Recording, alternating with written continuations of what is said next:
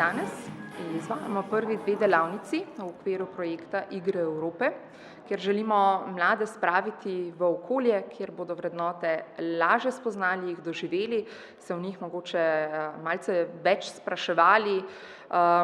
Danes smo se odločili, da se bomo lotili vrednot svobode, enakosti, vrednot preživetja in pa varovanja narave oziroma trajnostnega razvoja.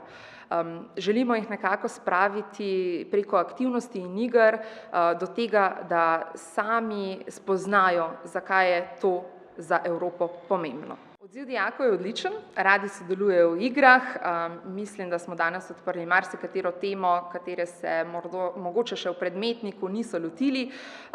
Zelo z veseljem smo odkrivali nove pojme, od krovne organizacije do solidarnosti in še česa podobnega, tako da mislim, da so veliko odnesli od današnjega dne. Meni se zdi, da bi najbolj morali to svobodo, nekako svoboda govora, svoboda mišljenja, pa nekako ta enakopravnost, da ne bi obsojali, drugih verstev ali pa ras.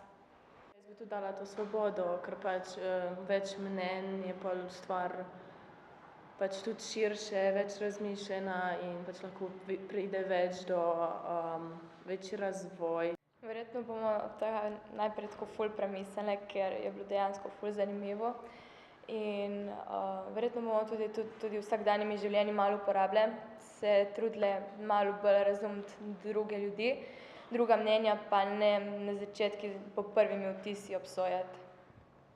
Pa tudi to sodelovanje, ker je bilo pri enih igrah, smo lažje prišli skozi, če smo sodelovali, kakor če smo šli samo svojo glavo. Ja, jaz bi rekel, da je najbolj pomembna vrednota svoboda, da se lahko prek tega iz svobode izhaja več različnih stvari. Če imamo zadosti svobode, lahko si ustvarimo več mnenj, argumentov, naredimo različne stvari in iz tega potem izhaja tudi za boljšo družbo. Omenil bi pa tudi enakopravnost, ker to v bistvu nekako se povezuje s svobodo. Če smo skupaj povezani in tako naprej, nam je vsem lažje in ja, da se skupaj boljše.